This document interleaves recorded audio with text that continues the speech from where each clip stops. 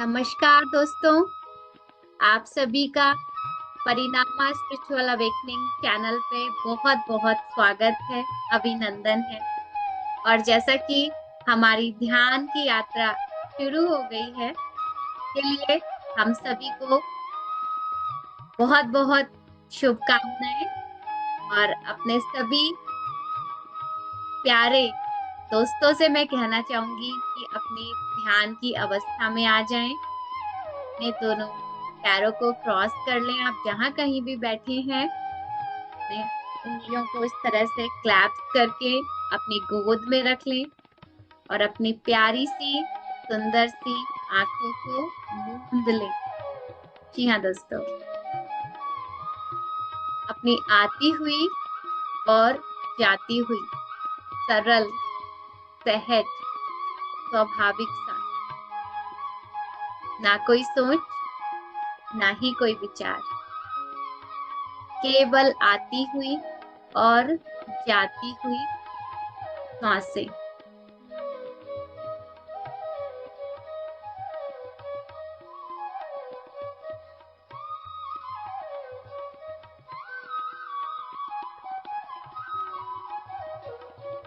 ना कोई सोच, ना ही कोई विचार, अपने आप को ढीला छोड़ दें।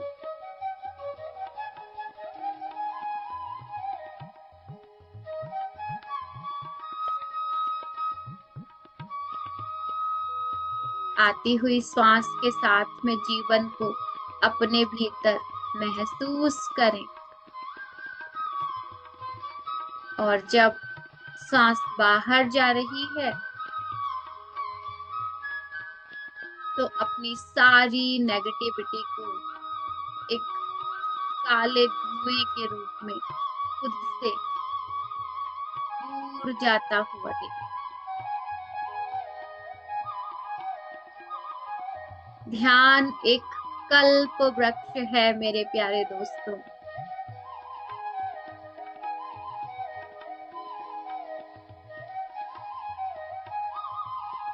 ध्यान की शरण में जो इस कल्प वृक्ष के नीचे बैठकर उस ऊर्जा से जुड़ता है, उसका जीवन चमत्कारों से भर जाता है।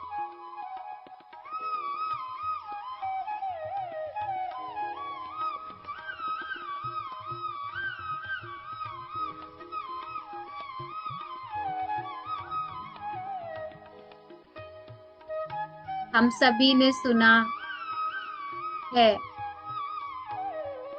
कल्प वृक्ष के नीचे हम जो भी मांगते हैं वो पूर्ण होता है।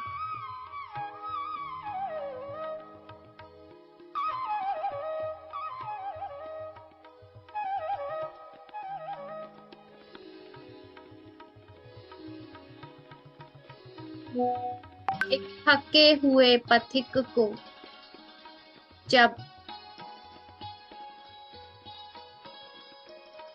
एक पेड़ की छांव मिलती है तो उसे परम आनंद मिलता है और वह कोई साधारण वृक्ष नहीं है, वह इच्छा पूर्ति वृक्ष है। उसके नीचे बैठ के यदि वो कहता है शीतल जल मिल जाए तो मेरी प्यास शांत हो जाए, उसके सामने तुरंत ही एक शुद्ध ऊर्जित जल प्रकट हो जाता है।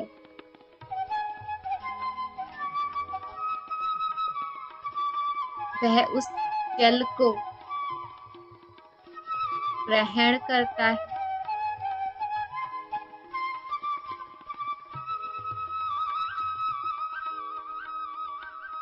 इसी प्रकार वह यह कहता है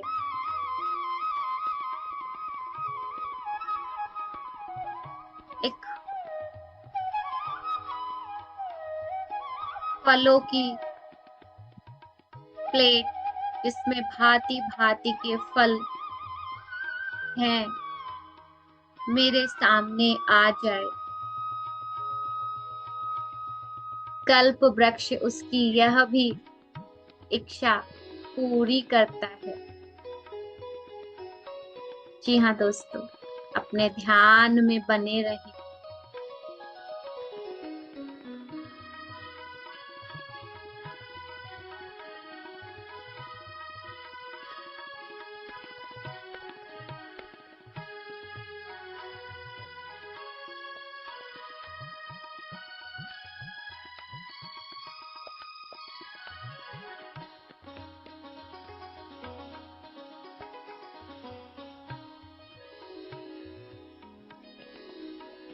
जब रस भरे उन फलों को वो चखता है, उनका स्वाद लेता है, तो उसकी क्षुधा शांत होती है। उसका शरीर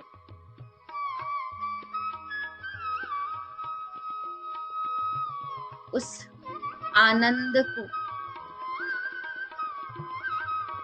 अनुभव करता है।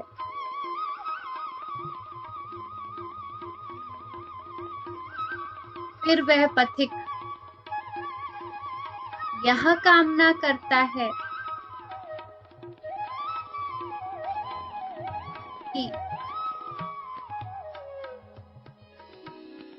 एक आरामदायक बिस्तर यदि उसके समक्ष आ जाए तो उसके लिए परमानंद के समान है। कल्प वृक्ष उसकी यह कामना भी पूरी करता है, एक आरामदायक बेड उसके लिए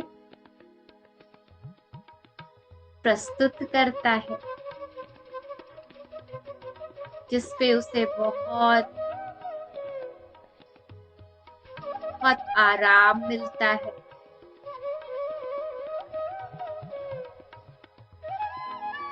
जी हाँ दोस्तों, ये कोई कल्पना नहीं है।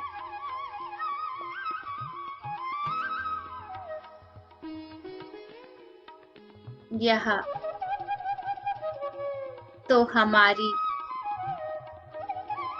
भीतर जो हम इच्छा रखते हैं उसी को प्रतिबिंबित कर रहा है। और जब हम ध्यान की शरण में जाते हैं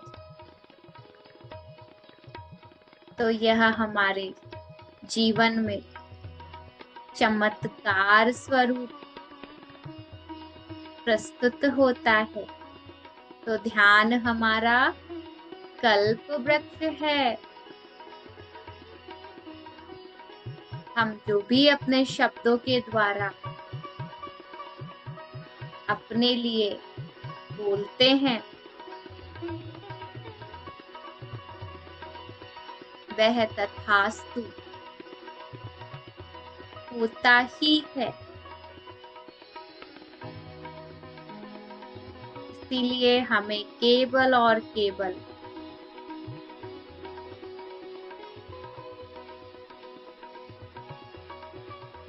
सकारात्मक सोच रखनी है जीवन के प्रति। हमें जो अपने जीवन में प्राप्त करना है हमें वही बोलना है। अनर्गल बातें नहीं करनी है मेरे प्यारे मित्रों।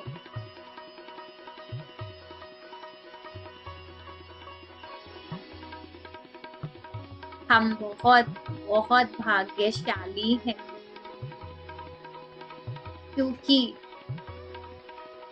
ना जाने कितनी योनियों को पार करके हमें मानव जीवन मिला है।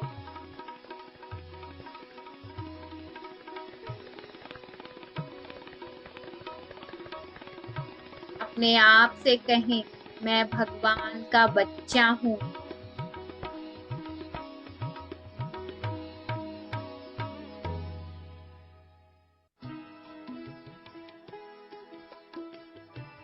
मैं उस परम पिता परमेश्वर का बच्चा हूँ।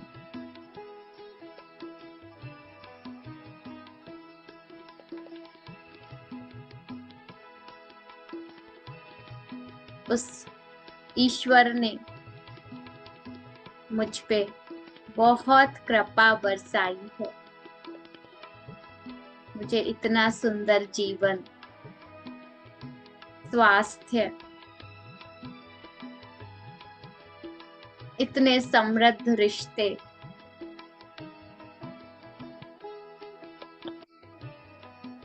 मातृत्व का यह सुंदर अनुभव दिया है। मैं बहुत बहुत भाग्यशाली हूँ।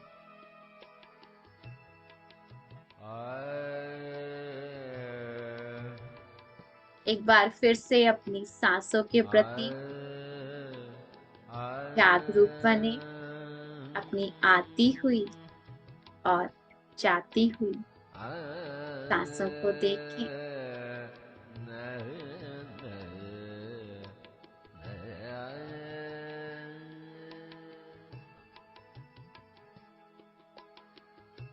जब हमारे पास बोलने के लिए कुछ ना हो तो हमें मौन रहना है,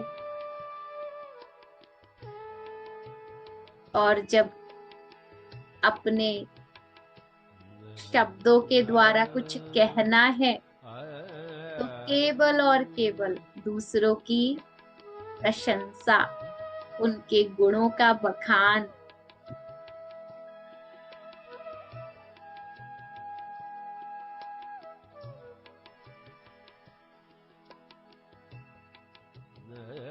और साथ ही साथ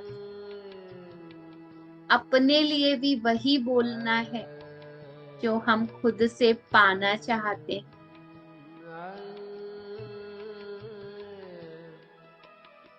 हमारे शब्द ही हमारा संसार रचते हैं मेरे प्यारे मित्रों। इसीलिए हमें नाप तोल के बोलना है।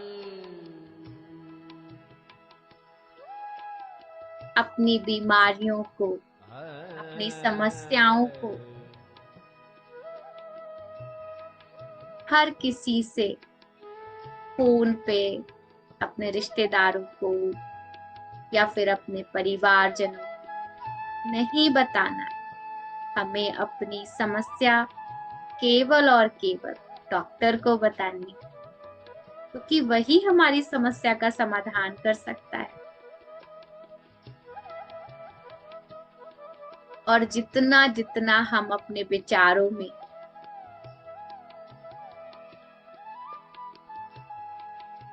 परिवर्तन करते जाएंगे, उतना ही ज्यादा हमारा जीवन सुंदर बनता चला जाएगा।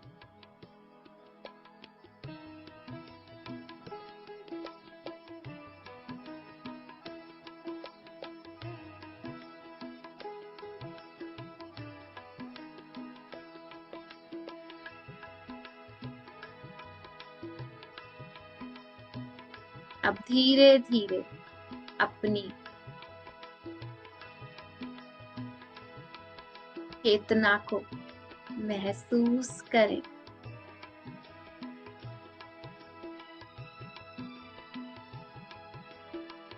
अपनी आती हुई और जाती हुई श्वास गुरु को धन्यवाद करें।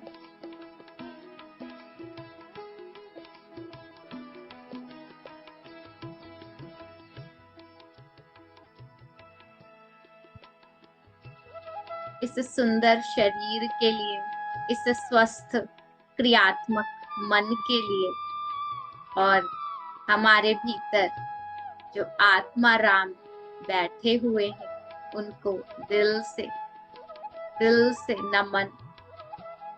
उस परम पिता परमेश्वर का अंश हम में आत्मा स्वरूप स्थित है। जितना हम कृतज्ञता देंगे, उतना ही हमारा आंतरिक और बाहरी सौंदर्य बढ़ता चला जाएगा। अपने हाथों की और पैरों की उंगलियों को धीरे धीरे से हिलाएं। अपनी चेतना में वापस आएं। अपने दोनों हाथों की हथेलियों को अपने प्यारे से चेहरे पे रखें और अपनी आंखों को अपनी हथेलियों के बीच में खोल ले।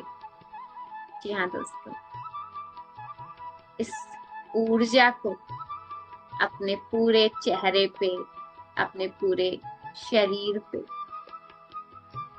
और अपने हृदय केंद्र पे रखें।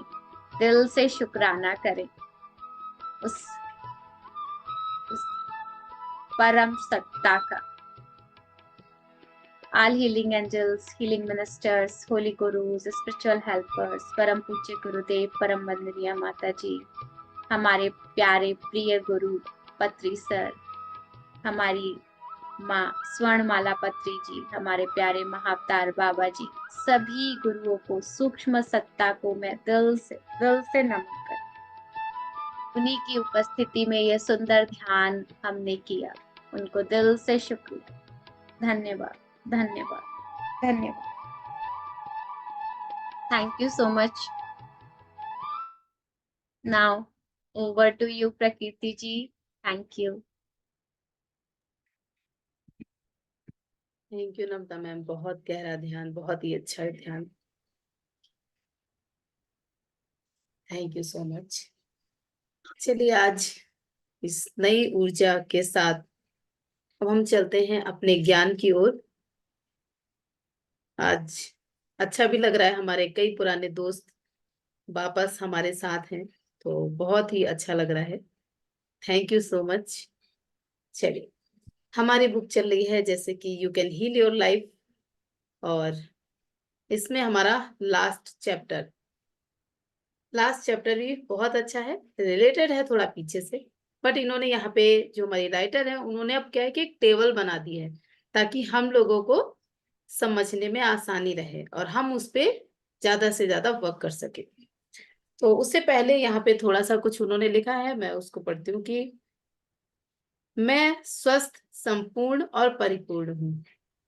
इस बुक में उन्होंने ये लाइन अधिकतर शुरू से वो लिखते आ रहे हैं कि मैं स्वस्थ, संपूर्ण और परिपूर्ण हूँ।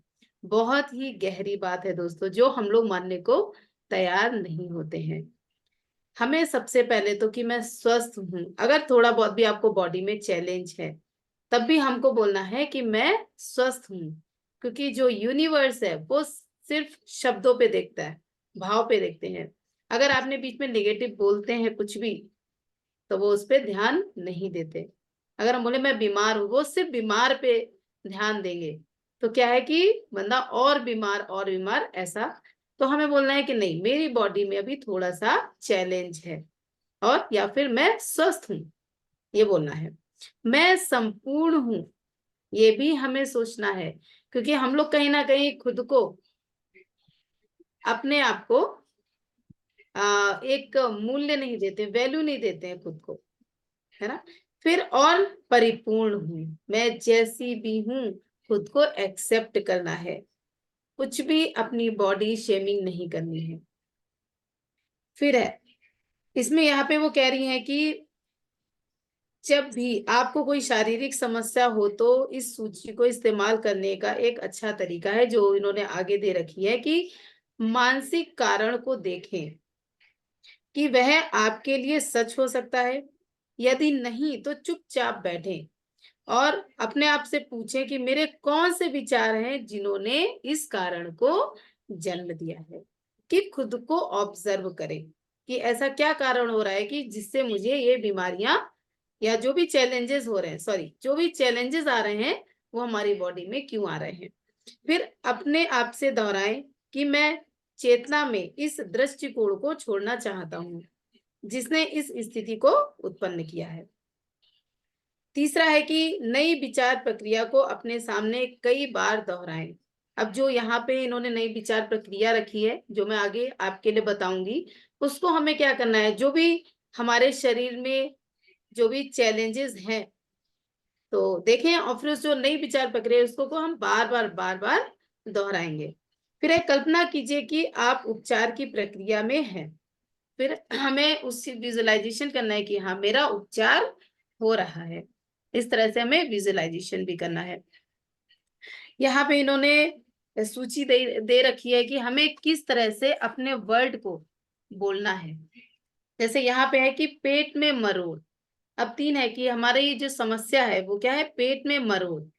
उसका कारण प्रक्रिया को रोकना या भय। हमारी जिंदगी में जो भय आते हैं, हमें आगे नहीं बढ़ना है ना, हमें रिस्क नहीं लेना है, तो उसके कारण हमारे जो पेट में मरोड़ है, कब्ज है, ये सब चीजें होती हैं। तो हमें नई विचार प्रक्रिया क्या रखनी है इसमें, मैं जीवन की प्रक्रिया में विश्वास करता हूं, मैं सुरक्षित हूं। मैं जीवन की प्रक्रिया में विश्वास रखता हूं और मैं सुरक्षित हूं। क्योंकि यही होता है ना दोस्तों, जैसे हम कोई बहुत से जो प्राइवेट जॉब कर रहे हैं वो समझ सकते हैं कि जब हम आगे बढ़ने की कोशिश करते हैं, जैसे हमें कोई स्विच करना है कि हमें आगे उस पे जाना है, तो कहीं ना कहीं एक होता है कि उसमें थोड़ा मतलब रिस्क लेने में कहीं ना कहीं हम डरते हैं, है ना, कि वहां पे जाके कैसा होगा, आगे सेफ होगा कि नहीं होगा। तो उसको जब हम अपनाने से डरते हैं तो हमें जितनी भी पेट संबंधित बीमारियां हैं वो होने लगती हैं।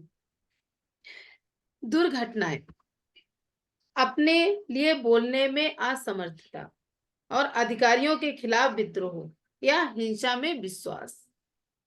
जब हम हिंसा में बहुत विश्वास करने लगते हैं, अपने लिए ये जताने लगते हैं मैं तो ये कर ही नहीं सकता, या अपनी आवाज नहीं उठाते हैं किसी चीज को लेकर, तो हमारे अंदर वो दुर्घटना का एक विचार मन में आने भी लगता है, कहीं मैं ऐसे जाऊं कहीं कुछ हो ना जाए। सच में दोस्तों, फिर वो सेल्स हमारी काम भी करने लगती हैं। तो हमें नई विचार में इसको कैसे बोलना है, मैं इसे उत्पन्न करने वाले विचारों को छोड़ता हूं, मैं शांत हूं, मैं महत्वपूर्ण हूँ। यानी यहाँ भी हमें खुद को ही वैल्यू देनी है कि मैं शांत हूँ। क्योंकि जब हम, देखिए बच्चे भी हैं, अभी तो हम लोग जैसे सब बड़े हैं, बच्चे भी हैं, जब वो कोई मूवी देखते हैं, या हम भी बचपन में कोई भी मूवी देखते हैं, तो क्या होता है कि उस मूवी का जो इफेक्ट है वो हमारे अंदर कहीं ना कहीं आता रहता है। बच्चों को देखिए कैसे वो बंदूक, एक कोई मूवी देखते हैं तो वो बंदूक को लेके घूमते ही रहते हैं। और ज्यादातर अगर इसमें हम देखें तो जो बॉयज हैं, क्योंकि मेरे खुद के 2 बॉयज हैं तो मुझे पता है, वो मूवी भी एक्शन मूवी ही उनको पसंद है, और वो लेके गन इधर उधर बस उनको करना है। तो जब हमारे अंदर अगर अहिंसा की भावना वो आने लगती है, अभी तो ये गेम है, बट कहीं ना कहीं वो धीरे धीरे जब वो घर करने लगती है दोस्तों, तो फिर दुर्घटनाएं होने का भय रहता है, क्योंकि आपकी सोच भी वही रहती है। फिर आप कहीं जा रहे हैं अगर ट्रेवल में, ये बच्चों की सोच है, अच्छा वो बोलने से भी नहीं डरते, तो बोल देते हैं भी हो सकता है एक्सीडेंट हो जाए। जैसे एक बार मैं बताती हूँ कि हम लोग जा रहे थे फ्लाइट में, और वो थोड़ा सा ऐसे करके ना वो जो प्लेन था थोड़ा ऐसे थंडर टाइप का होने लगा, तो मेरा बेटा तुरंत बोलता है मम्मा ये तो मुझे लग रहा है क्रैश क्रैश हो जाएगा। तो सच में दोस्तों, मतलब मैंने कहा बेटा अच्छा अच्छा बोलोगे तो अच्छा अच्छा होगा, ऐसे नहीं बोलते। फिर हम सब लोग तो साथ में, जो मरना तो है ही एक दिन, कोई दिक्कत नहीं, तुम शांत रहो, बस खुश रहो। मतलब इस तरह से मैं खुद में, सच कहूं मैं खुद में, मुझे अंदर से इतना डर लग रहा था, मैं अपना महामृत्युंजय का जाप कर रही थी। तो वही है ना बच्चों, क्योंकि वो वही देख रहा है, वही देख रहा है, उसके दिमाग में वही सारी चीजें हैं, तो वो वही बोलेगा। फिर क्या है कि कंठशूल, यानी कि जो हमारे गले में दर्द रहता है या कोई प्रॉब्लम हो जाती है, आजकल तो वैसे भी थ्रोट इन्फेक्शन बहुत चल रहा है दोस्तों, तो ये क्यों होता है कि परिवार में अनबन और बच्चे को अवांछित महसूस होना। तो परिवार में अनबन, तो ये तो अब तो ये आम बात हो गई है, क्योंकि बहुत से ऐसे हैं कि दोनों ही वर्किंग है ना, तो आपस में उनको टाइम नहीं मिलता है बात करने का, या तो वर्क का इतना प्रेशर हो गया है। ऑफिस वाले वो भी सोचते हैं कि अगर हम जितना पैसा दे रहे हैं कम से कम उससे दोगुना तो काम इनसे लिया ही जाए, इतना प्रेशर डालते हैं। और जो बंदे हैं वो भी, स्पिरिचुअलिटी में लोग कम हैं, मेडिटेशन कम कर रहे हैं, तो कहीं ना कहीं वो वर्कलोड की वजह से उनके परिवार में अनबन होने लगती है, थोड़ा सा निगेटिविटी सी होने लगती है। तो जो वाइब्रेशन जब वो बच्चों पे पड़ती है या एडल्ट्स पे भी पड़ती है, तो हमें जो गर्दन, जो गले की हमारी जो प्रॉब्लम्स हैं वो स्टार्ट हो जाती हैं। बढ़ती उम्र की समस्याएं, क्या समस्याएं हैं कि संभावित कारण इनके क्या हो सकते हैं कि सामाजिक आस्थाएं, पुरानी सोच, अपना व्यक्तित्व दर्शाने से भय और वर्तमान को नकारना। यह है बढ़ती उम्र की समस्याएं। जैसे जैसे बच्चा बड़ा होता है तो उसको जो समाज के लोग कहते हैं, तो उसकी खुद की सोच है, और एक समाज अपनी जब उसकी सोच पे थोपता है तो उसको कहीं ना कहीं वो चिंता सताने लगती है। एक ऐसे लगा लीजिए, इसको हम ऐसे भी समझ सकते हैं कि जब बच्चा अपना कोई काम, नया काम शुरू करने का सोचता है, तो जो माँ बाप है या समाज के लोग कहते हैं, अरे इतना छोटा सा काम स्टार्ट करोगे तो, है ना, उन्होंने अपना एक विचार थोप दिया, अरे इतनी मेहनत कर रहे हो, इससे तो तुम पढ़ लेते, तुम्हें अच्छी नौकरी मिल जाती। और आप देख रहे हैं कि नौकरी मिलना इस समय कितना ही कठिन हो गया है कि हाँ, वैकेंसी नहीं निकलती है, कभी पेपर लीक हो जाता है, कभी मतलब सब कुछ हो गया है, उसका पेपर रद्द ही हो जाता है ना। तो ये जो सोच होती है और वर्तमान को नकारना, जो वर्तमान चीजें जो वो चल रही हैं वो उसको एक्सेप्ट नहीं कर पा रहा है, और उसके अंदर जो पर्सनैलिटी, जो उसके अंदर गुण है, वो उसको दर्शा भी नहीं पा रहा है कि मैं इसमें माहिर हूं और मैं ये करूं। तो कहीं ना कहीं अंदर से वो, मतलब जो कॉन्फिडेंस है उसका लूज होता जा रहा है। तो इसलिए ये समस्याएं उत्पन्न होती हैं। तो नए विचार में हम इसको कैसे बच्चे कह सकते हैं कि मैं हर आयु में खुद से प्रेम और अपने आप को स्वीकार करता हूँ। जीवन का हर क्षण बिल्कुल पूर्ण है, वो इस तरह से कह सकता है। क्योंकि जब छोटा होता है बच्चा, वो खुद को कितना प्यार करता है, देखिए वो बार बार शीशे में भी मुंह देखता है, खुद के लिए स्टैंड भी लेता है, वो अपनी जिद को मनवाने के लिए अपने पेरेंट्स से किस तरह से वो कह भी देता है। और पेरेंट तो छोड़िए, अगर वो कहीं जाता है, उसको कोई चीज अच्छी लगती है, तो आप देखो कितनी आसानी से वो चीज को मांग लेता है कि मुझे भूख लगी, मुझे दे दीजिए। हम लोग कितना सोचते हैं, हम लोग पानी भी सोचते हैं, चलो रहने दो यार, अभी पूछेंगी तभी ले लेते हैं, है ना। मतलब कितना सरल स्वभाव होता है बच्चों का, वो खुद से ही कह देते हैं। लेकिन जैसे जैसे वो बड़े होते हैं, वो आसपास का माहौल देखते हैं, अपने पेरेंट को देखते हैं, कहते नहीं, हमें अभी यहाँ पे रुकना है, यहाँ पे पॉज लेना है।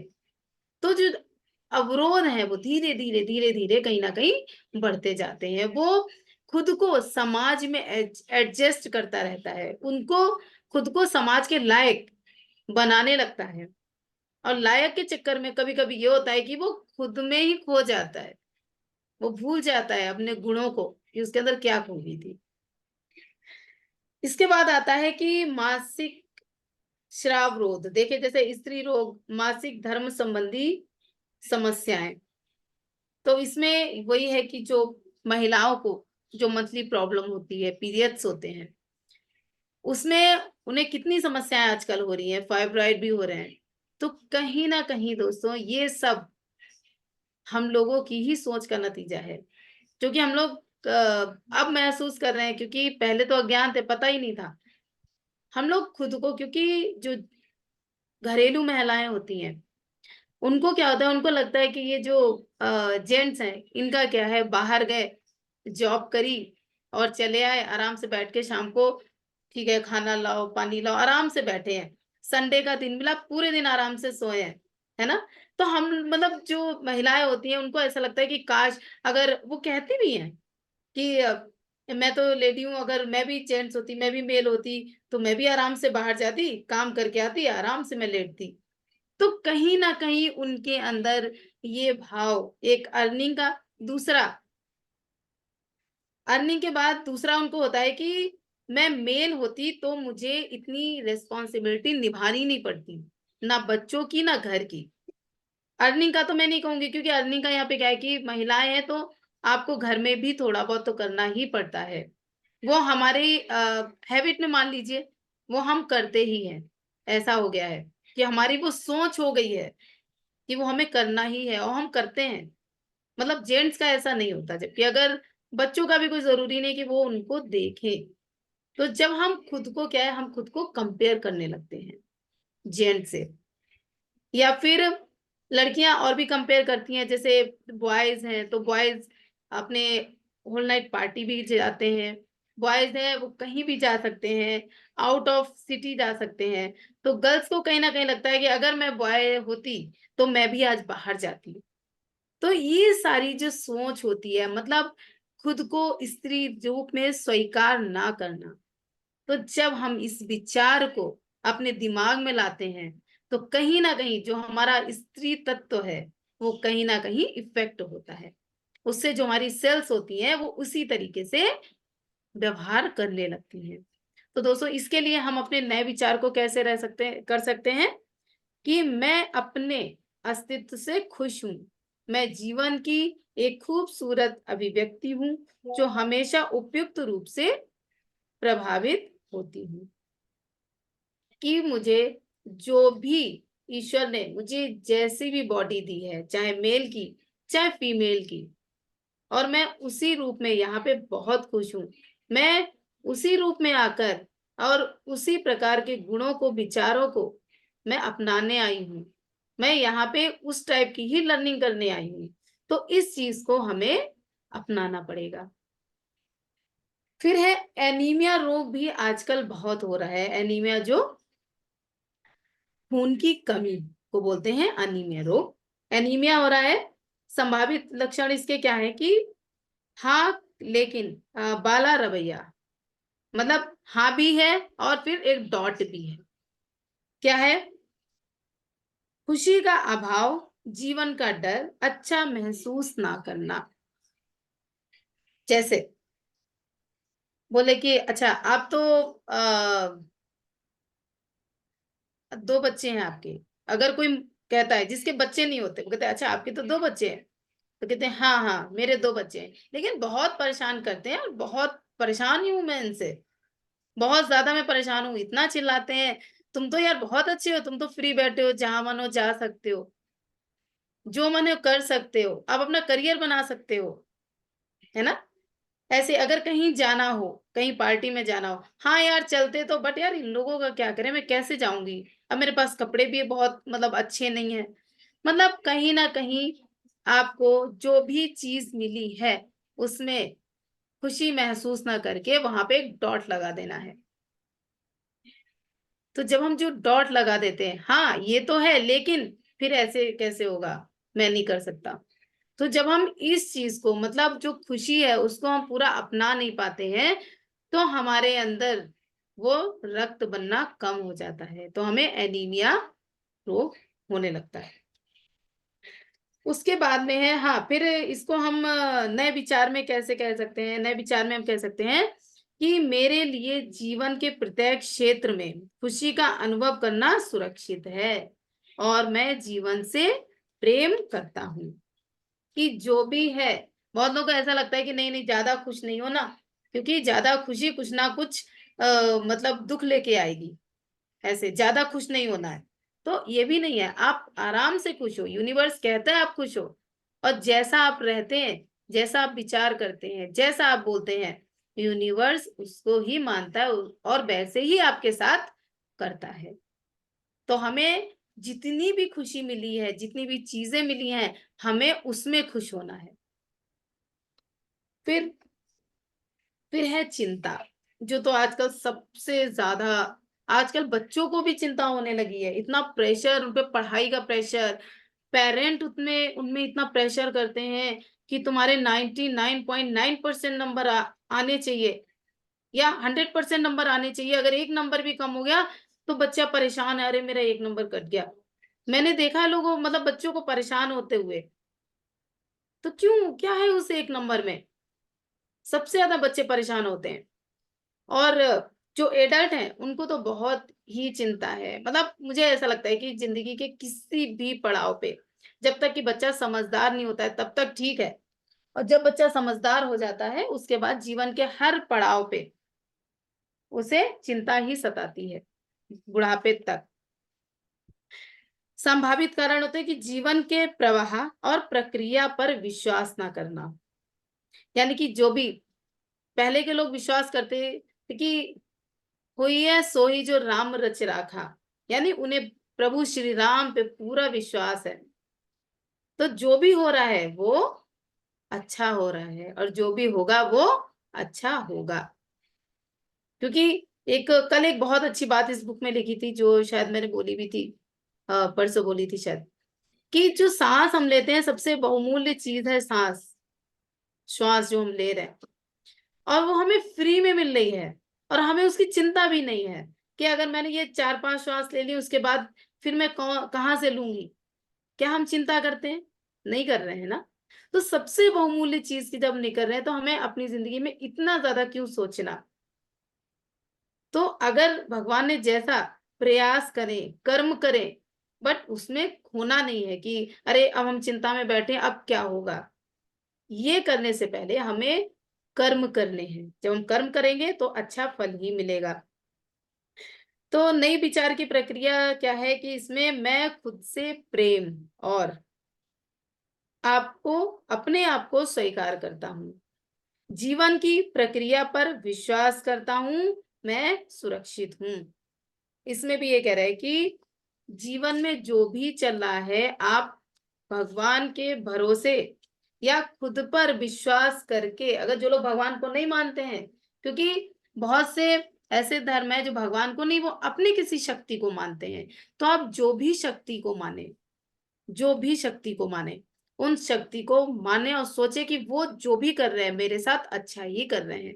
मैं कभी भी अकेला नहीं हूं और जो भी होता है वो कुछ अच्छे कारण से ही होता है, जो हमें उस टाइम नहीं पता चलता है, लेकिन वो हमें आगे पता चलता है जब उसका क्या होता है, जब उसका हमें फल मिलता है तब लगता है अरे वो अच्छा, इसीलिए वो चीजें आई थी मेरे जीवन में, अगर वो नहीं आती तो ये चीज नहीं होती। तो उस चीज को हमें एक्सेप्ट करना है।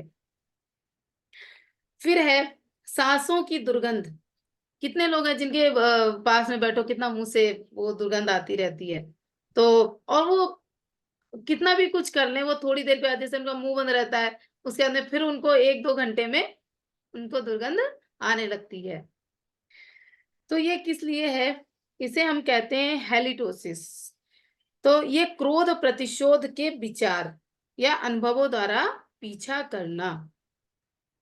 जब बहुत हमें क्रोध होता है हमारे मन में किसी के प्रति और हम सोचते रहते हैं कि नहीं यार उससे तो बदला लेना ही है, उसको हमें सबक सिखाना ही पड़ेगा, वो ऐसे नहीं सुधरने वाला। मतलब ऐसा लग रहा है कि हमने ही ठेका ले रखा है कि सबको हम पूरे समाज को हम सुधार के ही रहेंगे। अरे क्यों भाई, पहले खुद सुधर लो, है ना।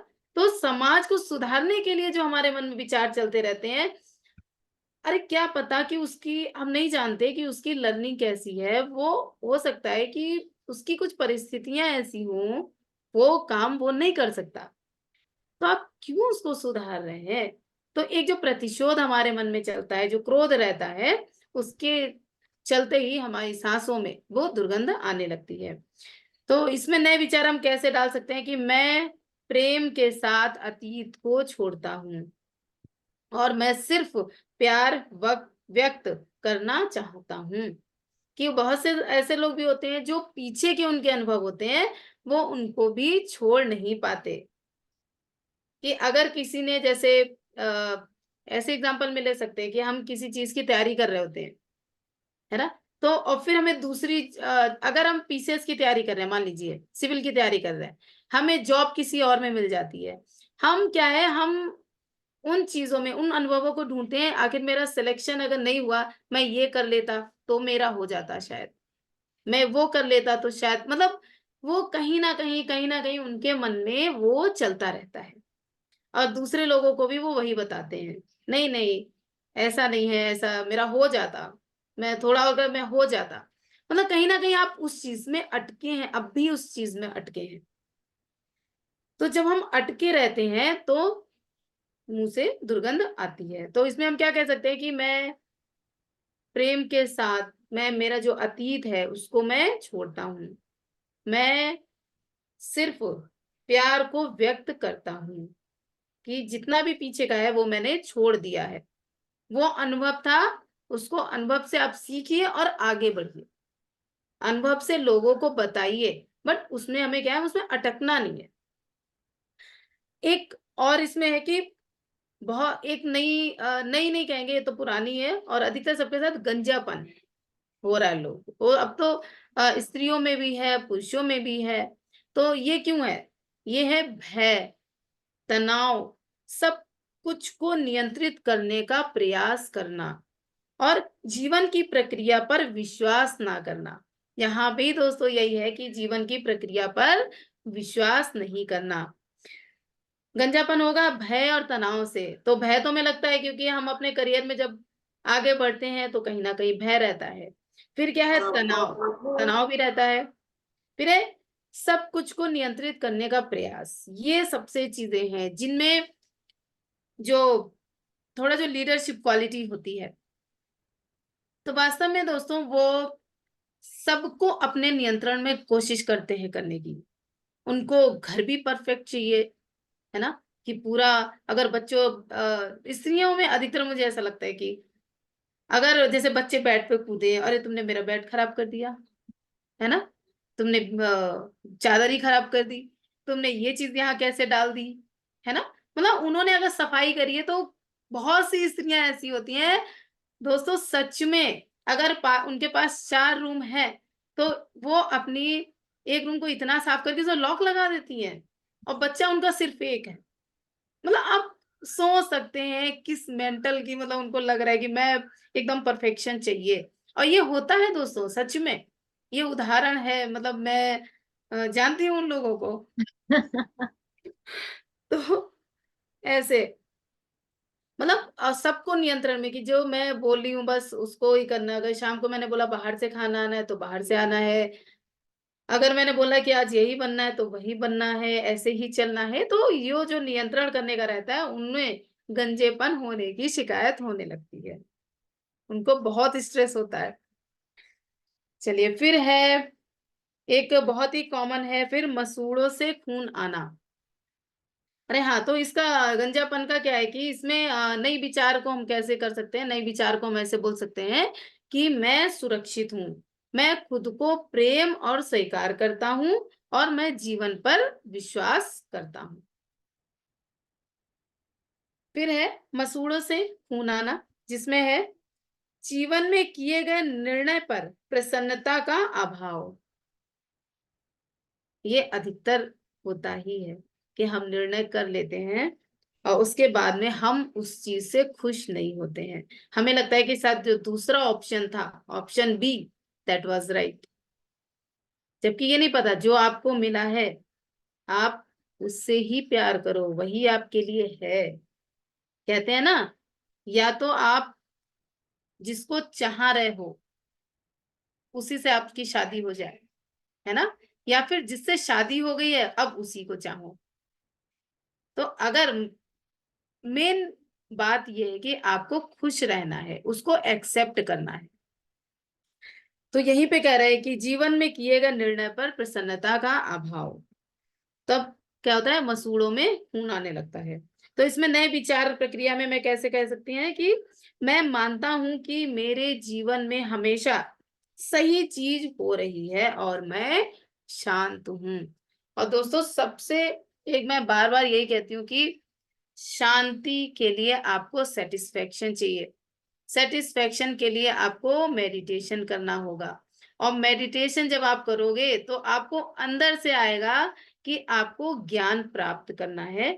और जब हम स्पिरिचुअल्स बुक्स पढ़ते हैं तो सच में बहुत ही शांति मिलती है। फिर हमें अपने जीवन को पाने के लिए मेरे लक्ष्य जो हम जो स्ट्रेस करते हैं ना छोटी-छोटी सी बातों में अपनी जिंदगी में, वो सारी हमारी क्लियर हो जाती हैं। ये एक्सपीरियंस है इसीलिए बार-बार इस चीज को इस चैनल पर कहा जाता है कि ताकि आप लोग ज्यादा से ज्यादा मेडिटेशन स्टार्ट करें।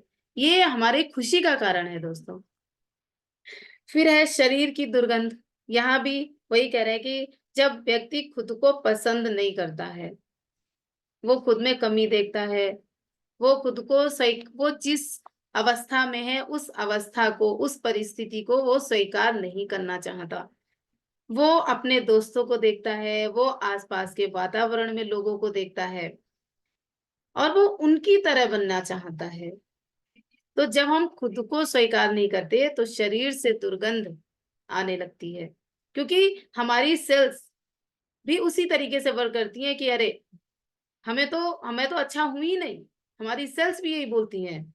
जब अच्छी नहीं है, जैसे एक एक्सपेरिमेंट किया था साइंटिस्ट ने कि 2 गिलास लिए थे पानी के, एक में नेगेटिव वाइब्रेशन डाली कि तुम बहुत बुरे हो, तुम बहुत गंदे हो, तुम किसी का काम नहीं, तुम किसी लायक नहीं हो, इस तरह से। दूसरा जो गिलास था पानी का, उसमें पूरा पॉजिटिव वाइब्रेशन डाली, या you are so good, you are so beautiful, I love you, तुम बहुत लायक हो, तुम बहुत अच्छे हो। जब दोनों को जब उनको फ्रीज किया तो उनके क्रिस्टल देखे, तो जो हेट वाला था, उनके क्रिस्टल कुछ आड़े-तिरछे थे और जो लव की एनर्जी जिसे गई थी, उसके एकदम से स्ट्रक्चर जो उसका था, बहुत ही अच्छा था। तो यही हमारी बॉडी के साथ भी हो रहा है। तो जब हम खुद को ही अस्वीकार करते हैं, तो हमारे शरीर से दुर्गंध आने लगती है। चलिए इसी के साथ अब हम आगे का जो चैप्टर है वो कल देखते हैं। इसमें बहुत सारे दोस्तों हर एक अंग के लिए यहाँ पे लिखा है कि कैसे हमें अपने विचारों को परिवर्तित करना है, जिससे हम अपने शरीर को ठीक कर सकें। लेकिन सभी का जितना भी है, मैंने जितनी इस बुक को पढ़ा है, उसमें सभी में यही है कि जो बार-बार वही कह रही हूँ कि खुद को एक्सेप्ट करिए, खुद को प्यार कीजिए, खुद को प्यार कीजिए, आप जैसे भी हो, खुद को प्यार करो। जब हम खुद से प्यार करते हैं, तो लोग भी हमें उतना ही प्यार करते हैं। जब हम खुद को वैल्यू देते हैं ना, तो लोग भी हमें वैल्यू देते हैं। तो इसी के साथ मैं अपनी वाणी को विराम देती हूँ। So much thank you all of you.